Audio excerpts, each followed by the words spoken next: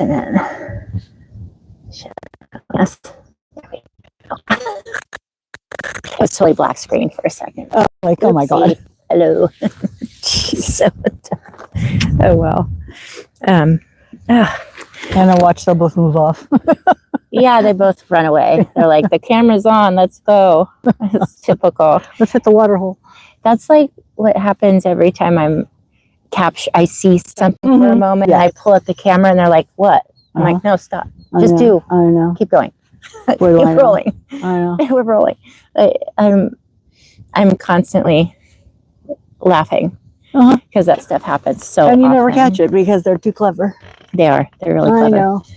Anyway, good morning, everybody. Happy Saturday. Yeah, beautiful Saturday out here. Really nice Saturday. I hope it's beautiful where you are.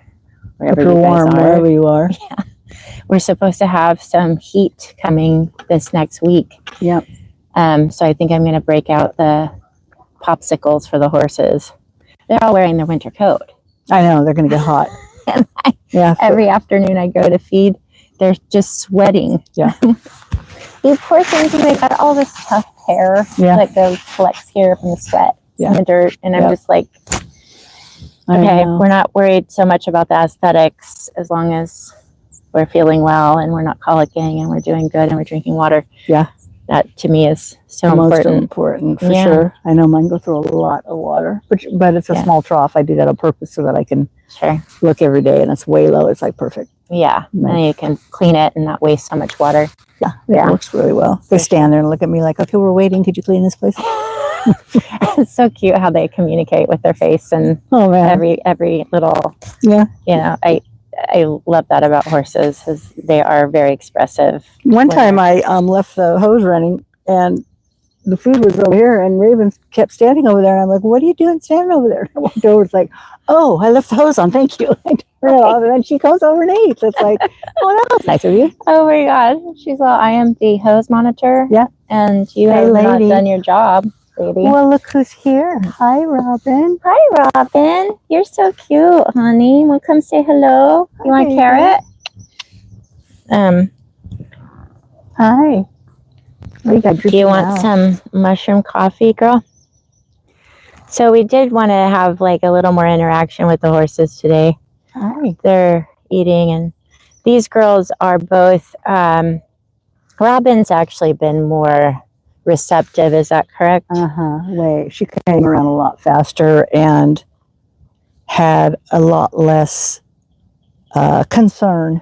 Raven remains very concerned, but she's trusting, watching Robyn, trusting.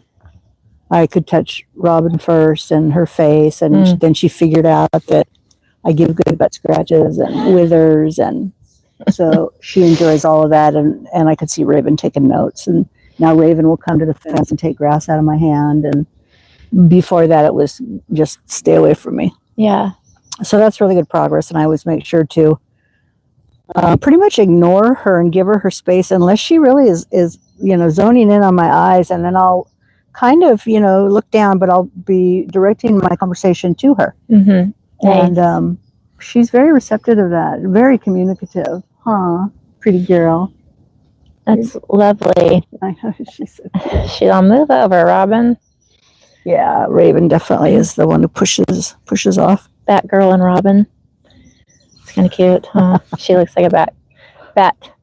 Yeah. She's a beautiful raven color, though. Yeah. She's very sweet. And we're just watching some belly movement pregnancies. Yeah. So we're not even sure when they're due. I mean, we'll monitor, and we could never know who they were bred to, when they're due, how long they've been pregnant, if they're pregnant. I'm pretty sure these two are pregnant from all the horses we've seen over the years in foal. But there's really no sense in traumatizing them to try and draw blood or do a pregnancy test, because either way they're here. Either way they're going to foal here. Yeah. And then we'll make the determinations needed as we move forward, which is really great for them. So yeah. And luckily, I mean, you can examine, you can see when they're bagging up, and if they're waxing, and if anyone doesn't understand what waxing is, it's just when the mare starts to leak the colostrum. And just a funny thing I witnessed with Snow, because Snow had her baby in January, and they'll actually have an extended gestation sometimes in the winter if they're having a winter baby. But it was really cold. We were like getting freezing temperatures at night. Yeah, yeah, it was really cold. And I was actually here in the morning, and she had started waxing, and they were frozen, little colostrum sickles. Oh my gosh. So like, cold. And at the same time, I'm just like, isn't that special? She's got little frozen colostrum sickles. And sure enough, Trinity was born the next morning. Yeah, it was really cool. And I just think it's such a fascinating thing to be attuned to them, and just be able to observe and see the shifts in their behaviors, the loosening of all the muscles in the hind end. There are so many signals to that foal coming, and it's a really special time. It's such a gift to be part of that. Especially if you get to see them every day like this and spend time with them. You just really watch the transformation happen slowly, ever so slowly. It really puts you in sync with the rhythm. Yeah. I have a little bird feeder out in the front, and it's in a tree now that has absolutely no leaves on it. And every morning I put a cup of bird seed in this open feeder. And this morning there were like 20 birds all sitting in this empty tree, like we're waiting for breakfast. And then I walk out and they all take off, and then I pour it, and then I can hear them going back to it as I walk away, and I turn around, they're all right back there. So all these rhythms in the morning are really, really peaceful and fun. It's so good for us too. It's such good, we're so conditioned. At least I am. I know that everybody is in a different, phase of their life, and I've noticed that it's really a big part of the emotional nutrition for me is being able to just capture some time, just be present and let go of everything that is looming. Yeah, because it's just such a it gets overwhelming. It's a common thing, I think, for us humans, that we just keep that rhythm or pattern, and we don't even notice how much our body is in hypervigilance and how damaging it can be over time. You bet. Yeah. So the awareness of that has been a gift the horses have given me, because I've spent some time where I'm like in that mode, and they're all looking at me going, what is your deal? Like, what are you doing? Who are you right now? Stop. Yeah. And it's such a sweet way. The Phoenix out there, I don't know if one of these girls is that for you. I think there is one in the herd. Always, it's usually a scout for me. And what I've acknowledged and noticed is that the scout will always come in, check with me before, and I call it checking, because he'll come up and he'll, even on his approach, now I'm able to catch myself sooner because of this relationship we've built. Nice. But he'll check me, and if I'm like out there mucking or doing something that's just like, I'm in my head and I'm not even present to what's going on around me, which is really not a good idea when you're around a lot of horses that are just free to do whatever they want. Yeah. But he'll come up and bump me, and it's not like a harsh bump or anything. It's just hey, what's up? And I'll come back and I'll just be really present with him. And it's such a lovely relationship to have that individual in your life that comes to you and says, hey, I noticed that you're not here with me. And not in a mean way, just a really loving, kind, genuine, absolutely authentic and genuine. What a gift. It's such a gift. It's such a gift. Helps us navigate these troubling times. Really, there's a lot of harsh stuff going on in the world right now, and to be able to find peace and quiet every single day for a minute in your day, if not longer, I think it's really, really important. Yeah, absolutely. Yeah. And when we have family, and we want to be present for what's going on in our small world. It's a vital piece of us being present for them too, and just reminders. And just like humans, I think that horses have their own set of times when it's much harder than it is much easier than it was when my parents were both still alive. Caregiving for both of them was extremely, extremely stressful because my mother had very aggravated dementia and was very unwilling to go into any kind of helpful facility. And I can remember my days being enormously stressful. And I always kind of relate that to when they're in a kill pen, or they're in an area where they don't feel safe, or they're on a kill lot, or they're being transferred and they have no idea where they're going, where they're going to end up. You know, we take all this information for granted. You know, I knew every single day at the end of my day, I was not going to have to be dealing with this level of stress during my day. They don't know that until they get free of it. And so they have really tough times, and then it eases for them, and it takes a while. You know, I think all horse rescues should really give their horses time to decompress. I don't think they really understand always, because it's hard to support the rescue, and you got to get them into homes, or however people, you know, do their rescues. But to put them first and to really try and serve what their needs are is, it's a big order to fill. But when you can do it, what you get is just this phenomenal animal, this trusting, phenomenal, and they come back. I mean, we've seen it so many times. These horses that forgive.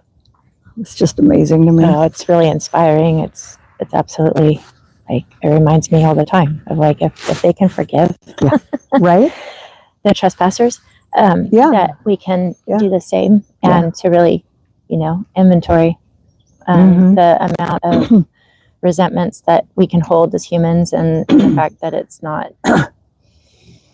helpful, right, and can really damage the relationships we have.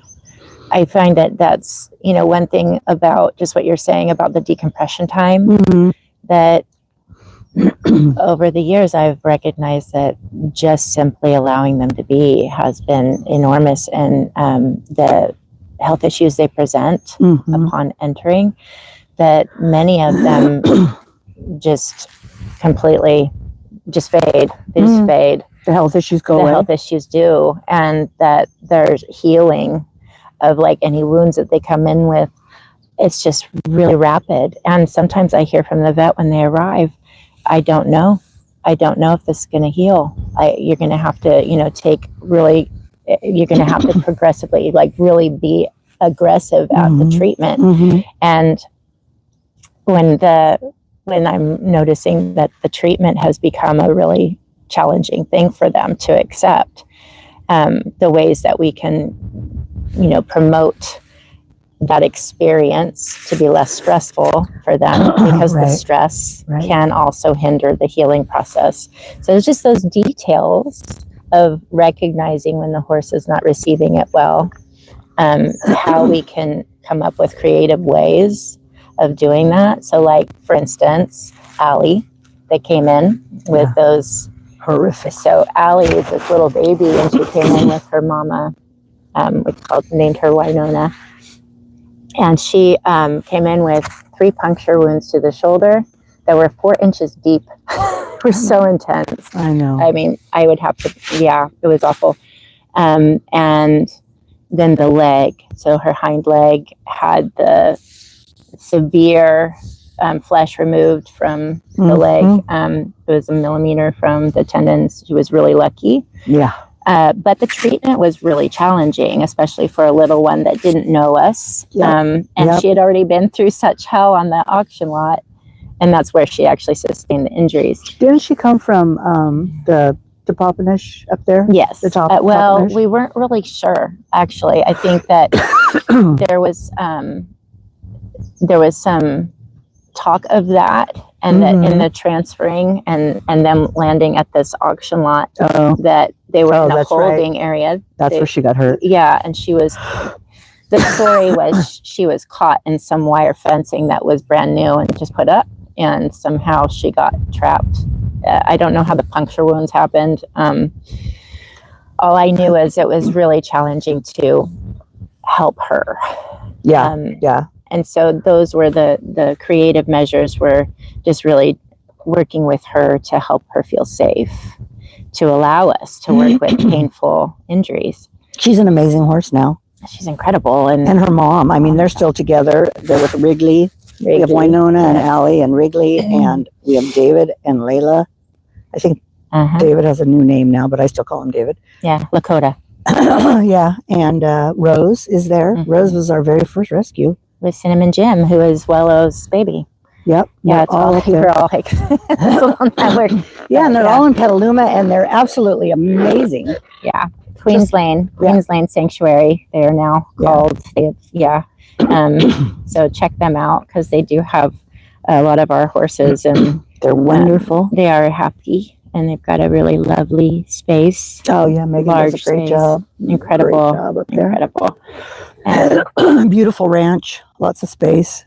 And I believe that's where the success lies, is when we can really locate the proper space for them. They've given the life that they really require to thrive, and just accepting their limitations if there are any, and recognizing that this is part of their story and part of their future, and that's okay.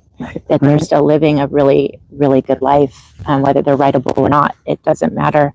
And I think that's the beautiful piece that we're committed to, is to really give them.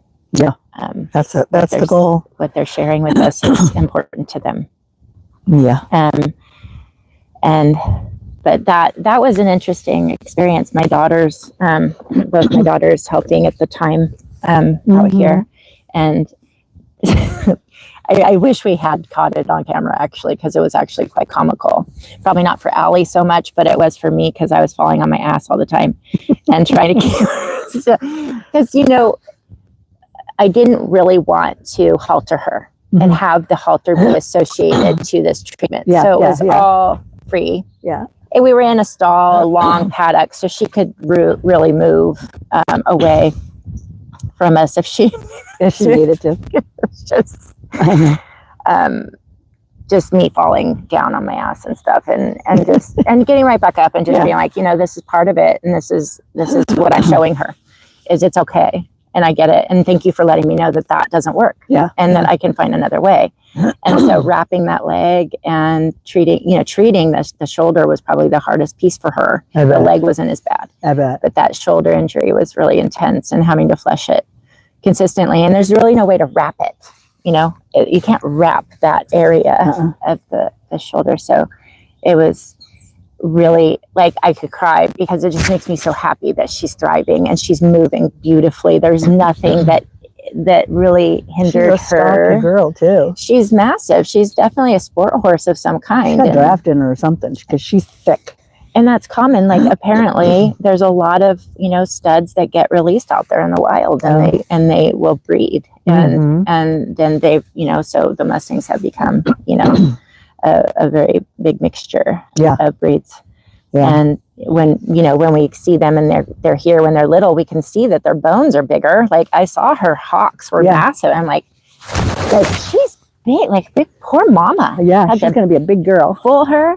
Yeah. And and then she started getting the little feathers, on the fetlock feathers, and I was just like, oh my God, she's so beautiful. Yeah. And so smart. And honestly, like, that treatment and stuff, I felt really gave us such a great relationship, because she could be anywhere here on the property and I could just holler, alley-oop, and she'd just come bolting up to me and stand right next to me like she was ready for treatment. And I was just like, okay, I'll just scratch you, just love on you, it's just really lovely. That's really sweet. Yeah, so haltering her was so easy, putting the fly mask on and all those associations at all. Yeah, no, and I think that's really big. I do feel like it's a massive difference in their experience, and that's what I'm all about, is how is the horse experiencing this human interaction. It's always choice or no choice. Do I have a choice, or do I not have a choice? Yeah.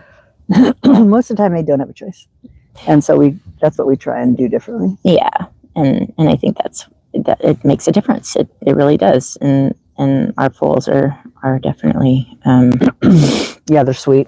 They're just really well adjusted, happy, easy. Like I said, the vets are just like, wow, this is a really nice horse. Yeah. They're so willing and easy to be, and they're not spooky. And Yeah. I'm excited to meet these guys and their babes. Oh, I know. And, you know, just to watch them progress. I mean, they look so lovely. And I know all of the nutrition that you're providing them and the you know, also the deworming things and all that good stuff that comes with the territory. Being able to provide them a pellet, which is great. Yeah, and they have their little mineral.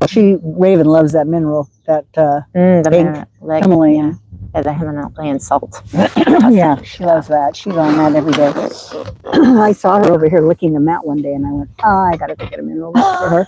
She's like telling you. Yeah, so I ran out. I went over to Eli's and got it and picked up the thing. And yeah, she's using it. They're amazing. I know, they're so fun, so fun.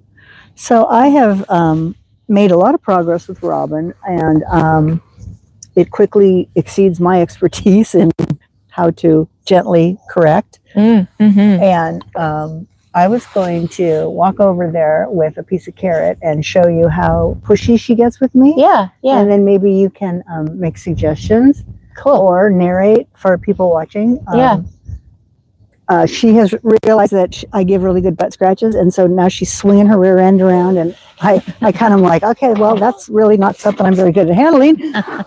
So that's a big rear end right there. Yeah, and she's very, you know, she doesn't understand space. That I can see. She's, you know, she walks into me and then walks over me if I let her, and I'm trying to not have her do that. Yes, those are subtle things that we can add to our interactions. Yeah, so I'm just going to walk over this over here so and see if she even is interested. Hey, do you want a carrot? Hey, yeah. Look what I have. I'm going to make sure that you're on screen here and your phone is protected. This may or may not work simply because they're eating. Yeah. When there's no hay, she's, you know, on top of me. Yeah, for sure. Do you want some of this? Hey, Ray. Do you want a carrot? Oh, yeah. See, that's pretty good. You want some more? Do you want some more? She's not overly interested. She's which is great. I mean, Raven seems to be a little curious and a little concerned. I wonder if she can be on the screen a little bit here. Hi, lady. Would you like some? Raven won't. Both. I've got both of you in the screen here. Here you go. Hey, babe. Nice.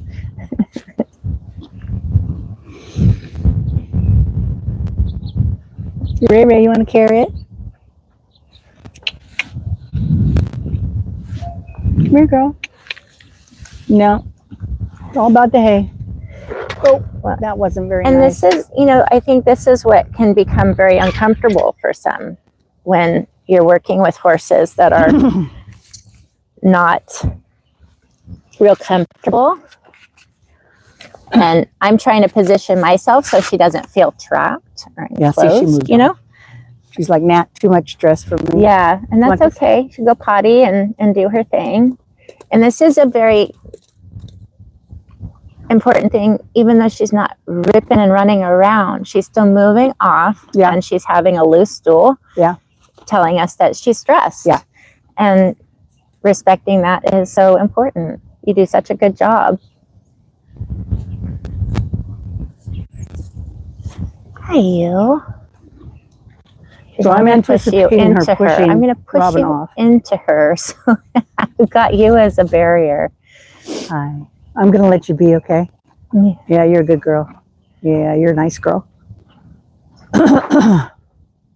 So it's kind of all about the hay right now. Yeah. And next time we'll do they won't have hay, and then maybe she'll be more engaged with the carrot, and I can show you how she gets kind of pushy, and you can help me. Yeah, for sure. Walk through that. Right now, I think this is a lovely thing to observe, though, because that was really amazing what Raven just did. Yeah. And how she moved Robyn into you.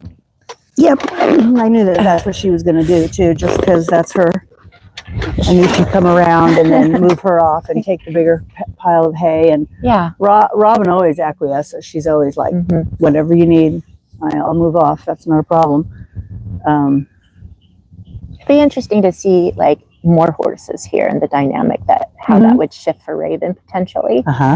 Because when there's just two, what I've noticed is there can be an imbalance with obviously.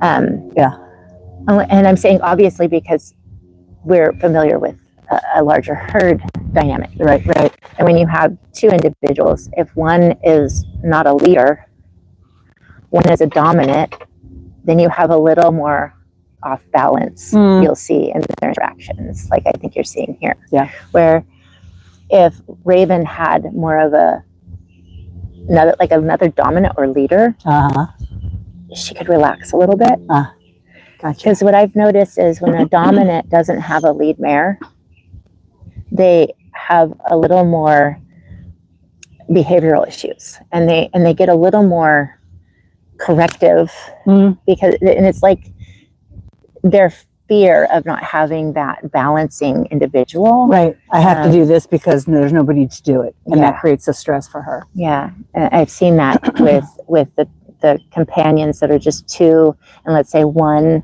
ends up with a health issue. It completely throws off that other individual because then they're like, okay, now I'm alone. In essence, I'm alone. Yeah. And you could potentially cause a predator to come in and take us both down. Yeah. I will send you into that predator just so you know. Yeah. You will be the bait so I can get away. Yeah. And that's kind of what I see in this dynamic. Okay. Although Robyn just does seem like she's had a lot different experience of the world than Raven has. Yeah. Her human experience hasn't been as traumatizing. Her, it's, kind of weird to say, but when Robyn arrived, her manure became very good very quickly. This one arrived with just diarrhea, unbelievable, and it took 3 weeks before it began to solidify.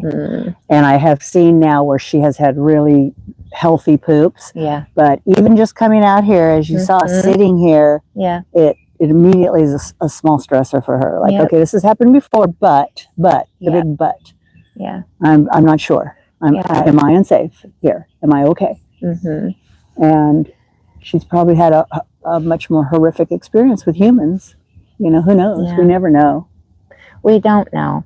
I think, and every individual is different, right? But when we've had the wild Mustangs, I just have seen a different confidence. Even absolutely. Humans. So I do feel like some of the feral mares that are just feral, they're having babies and they're not really handled. Yeah. And then suddenly they're sorted and they're put in a trailer and then they're like sent to a really Layla was lovely. Layla was really incredible.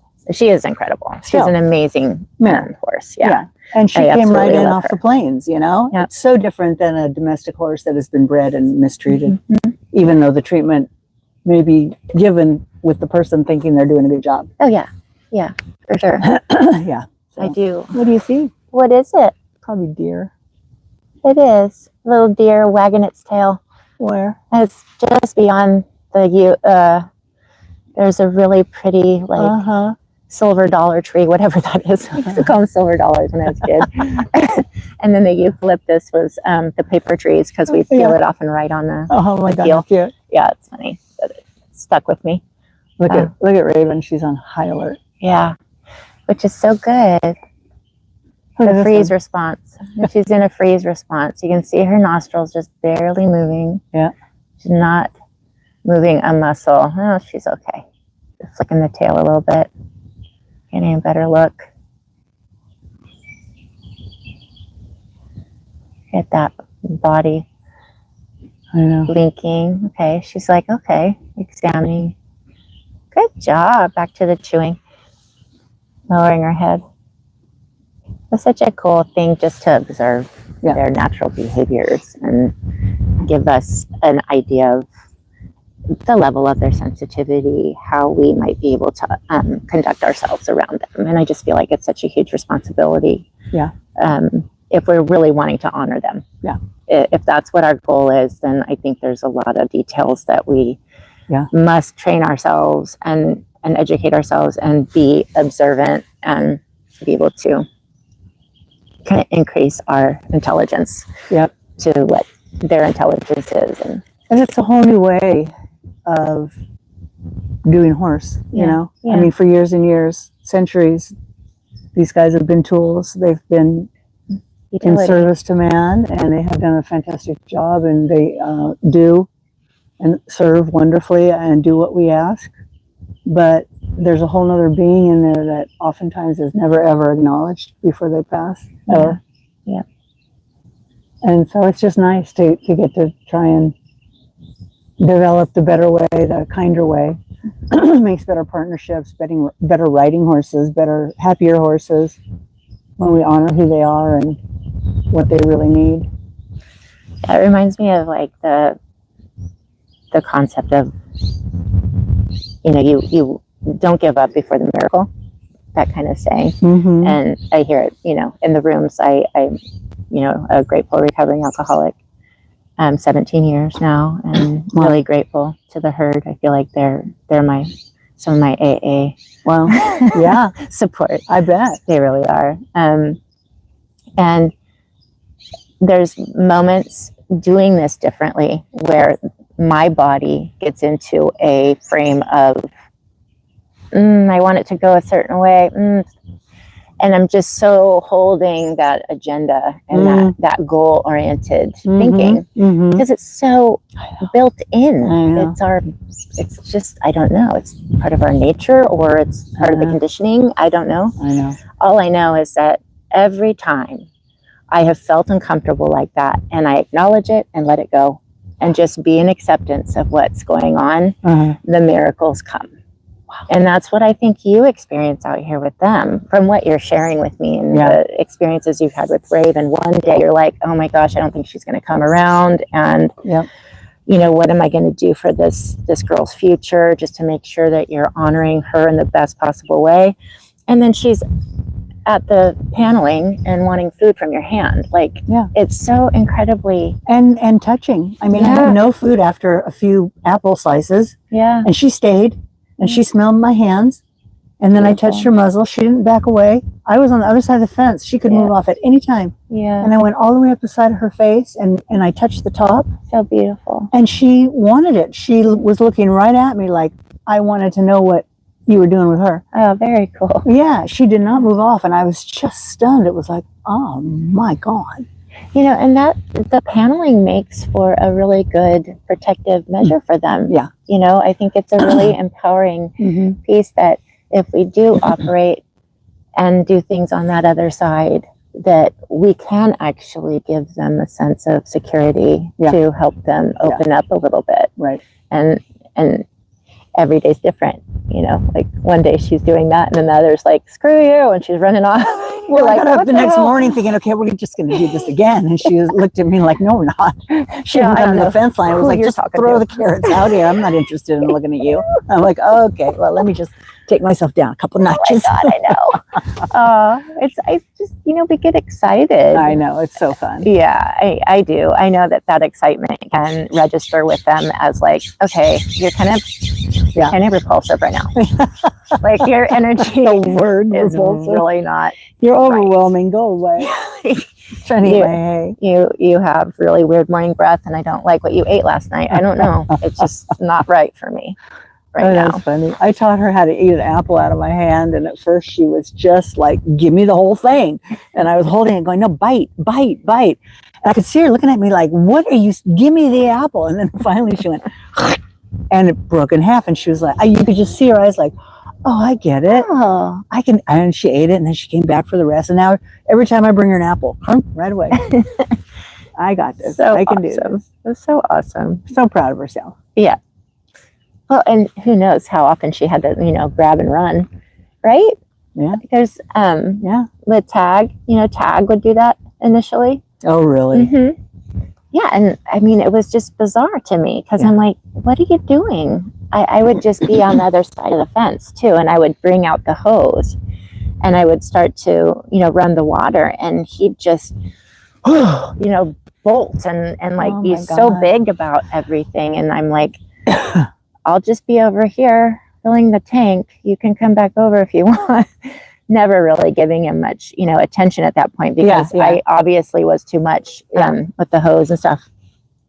And, and my mind just runs like, what could have happened? I know. And ultimately, it doesn't matter. Yeah, it doesn't matter. It really does not matter. That's all that matters is what that horse is doing right there in that moment. Yep. And just like the tub of clay, I have a video of him, examining it. And I didn't capture the moments that he was really like showing fear of it. Uh-huh. I'm actually out there by myself treating a belly, and then he's doing this behavior, and I didn't want to miss the opportunity to be with him through that process. And so, Phoenix is like standing over here, and he's just like, I'll wait, whatever. I'm like, thank you. Just wait here. And he was getting the treatment. So he was just processing and hanging out. He dropped. He was very relaxed. He was very, very happy, just standing there in the sunshine while I worked with tag. And it wasn't even working with tag. I don't even want to say working. Yeah, because being present isn't working. Yeah. It really is. Yeah. Just watching, being present for whatever, and maintaining my groundedness. It was really, really a powerful experience for him and myself to be in that interaction and relational moment, because it was so beautiful to see him examine it at his whatever it took for him to feel at his pace, for sure. Yeah, and the way he was trying to lift the lid with his teeth, it was so darling. He was really, really making an effort. And I actually cut the scene there for, editing, because I had to put the tub between my legs, hold the camera, and stand there with him. And he's looking at me like, you fool, what are you doing? I'm like, maybe this is part of the gentling process. I don't know. I'm trying to open it for you. Put that damn box down, would you? He was just like, what's in it? It's like a kid at Christmas. What's in it? I have to know. And I was like, yes, I'm getting it. And as soon as I put it down, his little lip, he does this really beautiful little lipping of things, and he just moves it, and he kind of jumps a little bit, and and it's just so darling to be through, like, watch and just be a spectator of this experiencing he's doing with something totally odd. And he was meant to be a wild stallion out on the range. He wasn't meant to be a domesticated horse. No, he's a Rocky Mountain boy. He is, and he's huge. He's massive, and not just like physically. His energy when he approaches and he's becoming stimulated. I mean, you can feel that energy. Oh, I bet. Like hundreds of feet away, because his whole body surges, and he's very stallion-like in that way. Wow. And honestly, to honor that and to not correct him, but to redirect. I watch Phoenix. I really want to maintain that rhythm that Phoenix has with him. There's things I cannot do and will not do that Phoenix does, obviously. That's what's so beautiful about them having each other. But to be the human piece and to show him and to prove to him over and over again, you're safe with me, no matter what you present.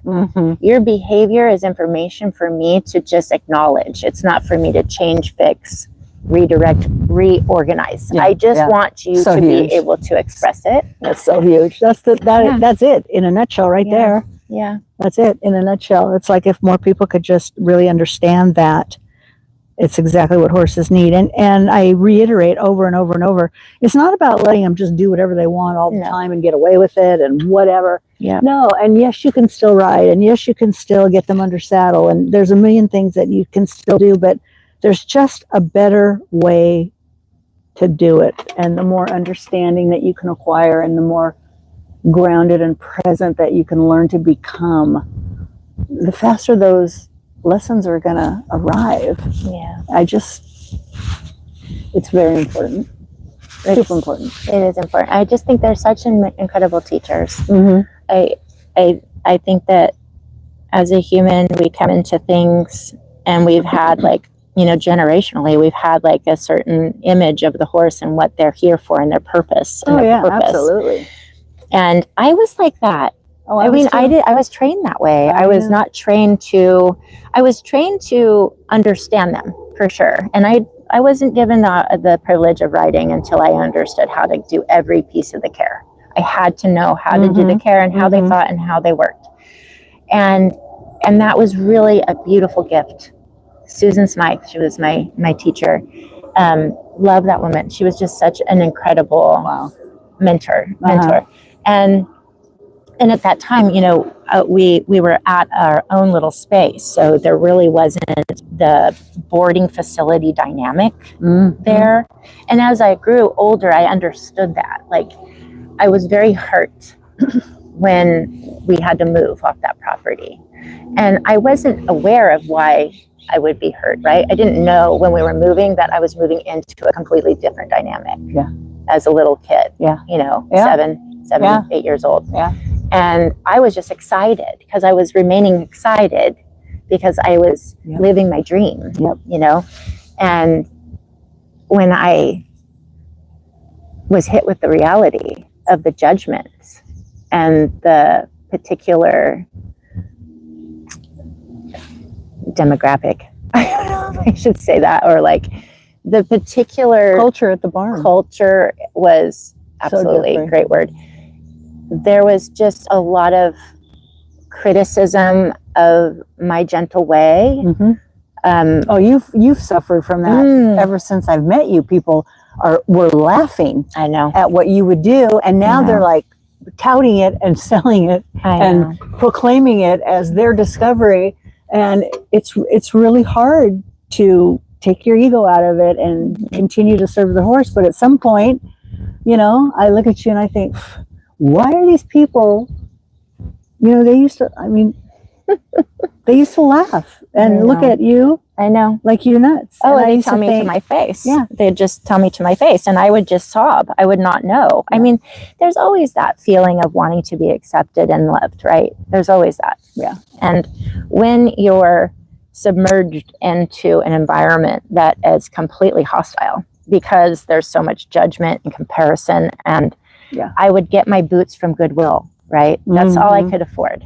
Jill had duct tape on her right foot. Like, who cares? Yeah. I didn't care. Yeah. If I was presentable to the judges, great. Whatever. So same with Tina Kramer. She just, you know, wrapped it up and made it happen. Oh, and Tina and I rode. Yeah. Like we played. Yeah. We had a lot of fun times in the arena and at the shows. And I think great that teacher too. Barn environment is a very difficult environment. I don't think that the regular public understands that when you go to a barn, it's like you're walking into a little city. And the politics are there, the attitude is there, the ego is there, and then you have these gorgeous big animals that just happen to emanate this energy that makes everything raw. That makes everything like so raw and real and sensitive and fragile, and so it can just really feel like you've been thrown into a blender. I mean, it can, and I have seen many barns. Many. I'm going to be 70 here pretty soon. I have seen a lot of stuff, and it's a tough environment, which is why I am so grateful to have them here.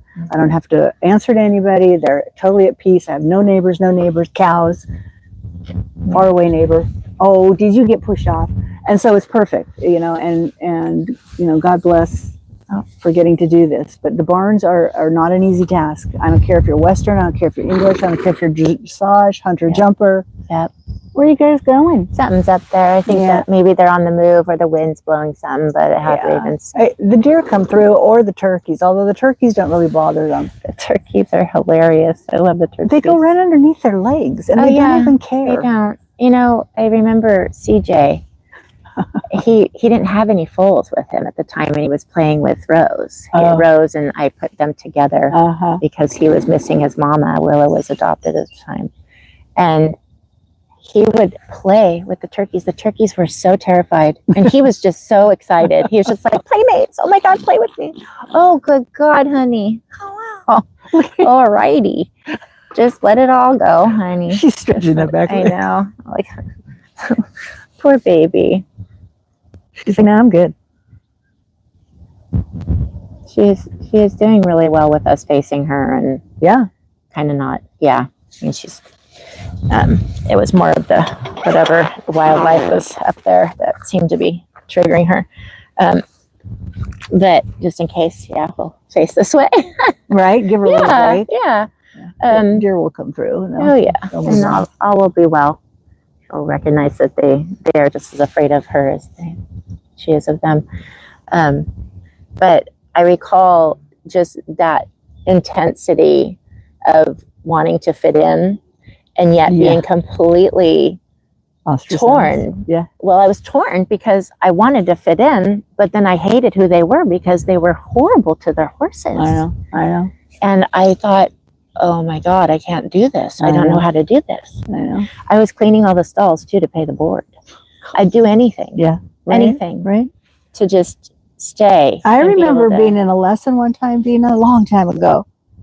And there was another instructor over and she was smacking her horse on the head like this. And my instructor told me just to look away. Oy. And I remember looking at her going, that's not something I can do. Yeah. And she goes, well, then you need to dismount. And I did. I got off and I went home. Wow. That's incredible. I mean, talk about being hurt and being confused and what did I do wrong? Rejected. When is it ever okay to hit a horse right in the face? I would never hit anything in the face. Yeah, no. And I was just so taken aback. And that was just one of a million experiences I've had. It's really hard to find a nice barn that just really has no drama, happy horses. They get to be together. Yeah. It's tough.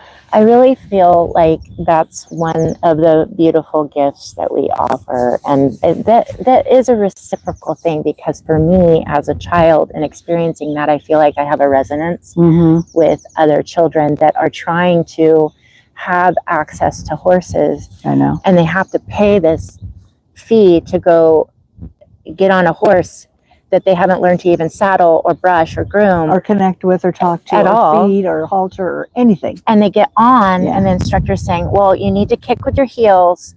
I think we're going to put spurs on you and I want you to use the crop and I want you to hit them.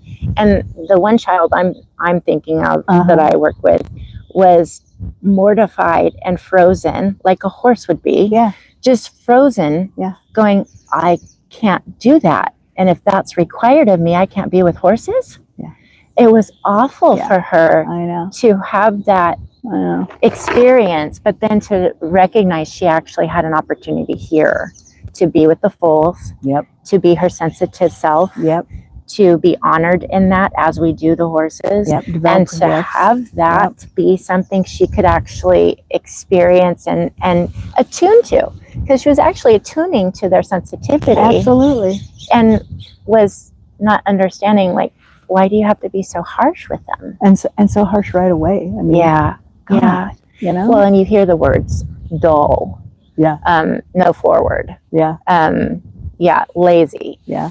So much of that is not. It's the nervous system, and it's a lot of stuff. Imagine the young girls coming up who are in love with horses if they were given the opportunity to do the wonder of horses and spend 6 weeks in a row, one Saturday for 6 weeks and coming out for an hour, and all of the gifts that they would be given, the connection, the time, the space, the presence, before they ever got on a horse. Imagine the difference in the way they would learn to be with horses and the way they would learn to ride. Yeah. It would just be such a better experience for everyone involved. Absolutely. Well, that's the beyond the saddle. That's all of that, because everything we do on the ground translates to the saddle. Absolutely.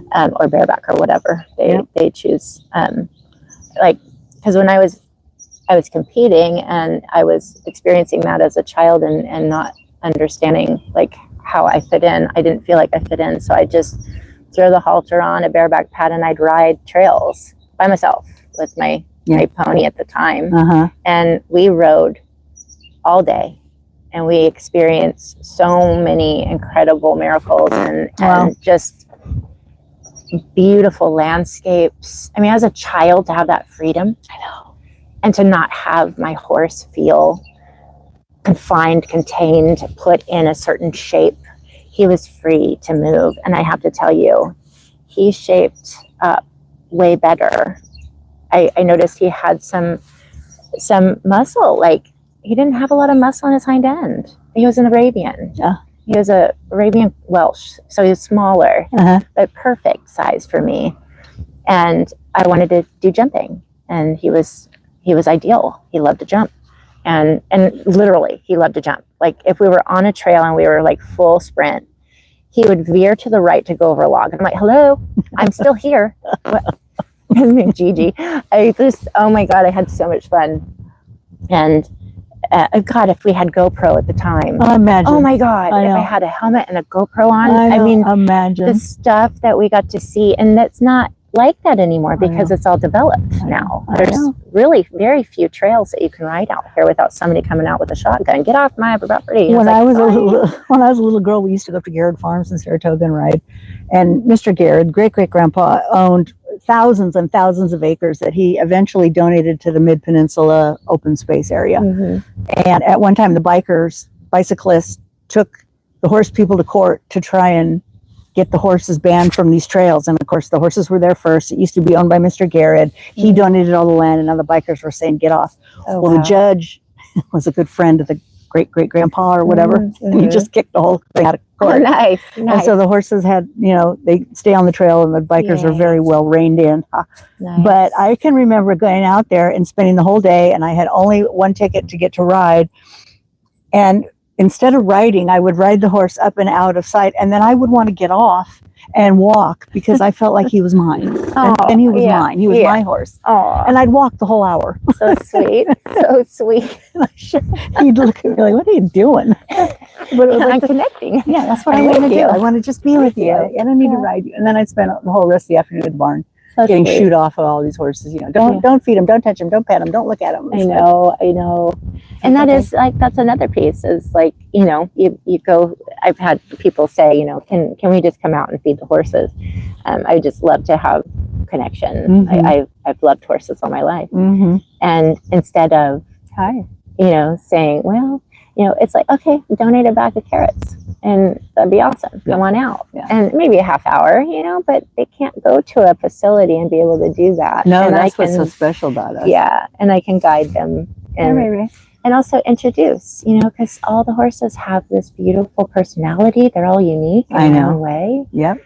And it's such a darling experience to be able to do that at that close proximity and to actually be able to touch them. I know. And where else can you be go? able to love on them. I know. Which they love. The horses now are, all of them are very happy to engage with humans. She's like, I'm getting like, I'd like a carrot now. Would you like a carrot now?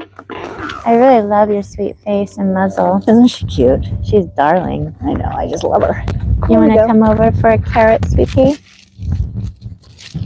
Oh, you're going to move off? Here you go. Ray. I can move that camera without making her move further off. Let's see if I can turn this over here. So. You want a carrot? She's like, so well, I came, but you missed your moment. So pretty. I just adore her little fuzzies. Wow. I'm kind of, I'm curious as to what she's going to look like as it gets hot and as she sheds out. Yeah. Be a lot more black in her coat. Hi, you want this? There's one on the ground there. I'm going to turn away from her. I'm just watching so I can turn the camera if needed. Good girl. Good girl. So sweet. There's one more right there. This is such a great place to do the walking meditation with them, like I do out at the sanctuary. And just, I don't really carry food because there's so much food out there and it's really kind of hectic when 8 horses want to surround you and get a piece of a carrot. You think? I can manage, but it's not as therapeutic for me. You think? But here, you know, this is a great opportunity for movement and breath, grounding, and I'm going to get little again. giving retreats. These old legs. It is. It's a nice environment for it. Beautiful. It's so quiet out here. It's so fun to see you so close. Would you like some more? Oh, okay. Look at Whoop, you. whoop. Here, I'll give you the big piece. Baby. Oh, thank you. Look like you got a cigar in your mouth. So good. I know. So for her to do really that, trying. you know, is huge because she's only been here not overly long. 2 months? November, December, January. Well, January. No, December. It's December 8th. They arrived. Yeah. December 8th. So yeah, just over a month now. Oh, I'm sorry. Yeah. Oh, there you go. Good girl. Hi, baby. You got pee-pee too? You guys have like a pee-pee puddle? You're a good girl. Hi, lady. I love your double swirls. She's got the double I know. swirls on her forehead. Really sweet. You have a high one, huh? Hi, baby. Would you like some coffee? Or a carrot? Carrot? Oh, so good. So good, lady. Good girl. This is what I want to capture the whole time, but you know, it's like they have to finish their hay and They have to do their thing. Well, and they, you know, it's like we get to. She's like, I'm just going to take the bag. You guys mind? Hey, you want another one? I get you another one. You're still chewing that one, kiddo. You want? Oh, okay. Good girl. Curious. Okay. Curious. You want us to move that so you can step over? Here. Let me move these out of the way under the chairs. Oh, thank you so much. That was right in my face. Yep. Lovely. As a gift. Thank you. I appreciate your generosity. Can I get one for you, Robyn Raven? Get you a carrot. Okay. Yeah. Hi. Can I get you one? Hi. I know you want a carrot. It's coming. Hi. Hi. I know. Can I get you one? Such a good girl. What a good girl.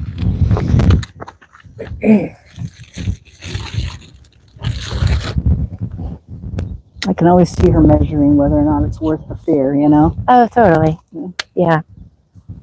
That was nice part. She's up there. Small poop. Now we've got Robyn here. Hey, baby girl.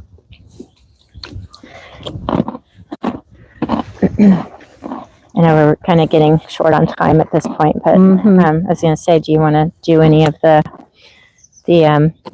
boundary setting? Yeah, see if she backs off for you. Well, I think it's just present, like, you know, just you're opening up and you're wanting her to be warmed up, and then we get to the point where it crosses that line, and she doesn't know me very well, so it might be easier for her to back off from me. Gotcha. You know, but I think it's just a matter of being grounded and heavier in your feet, and then just pushing her back as she eats the carrot, and then moving back here, and then you're at the distance you want to keep, if that's what you want to keep. Yeah. Otherwise, if you want to, you know, be at her shoulder without her like leaning on you, then you just play with it there. But it's just such a subtle thing. So let's do that next time. I'll make sure that they've already had breakfast and that they're ready for treats like this right now. Yeah. And because I noticed that if I stand at her shoulder and she turns into me to take a carrot, she just leans into me like she's gonna knock me down. Yeah. And then she does the same thing with her rear end. Huh. Oh, you just love to share your body.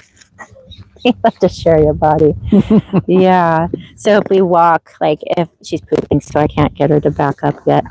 I don't want you to actually back into that poop, actually. Yeah.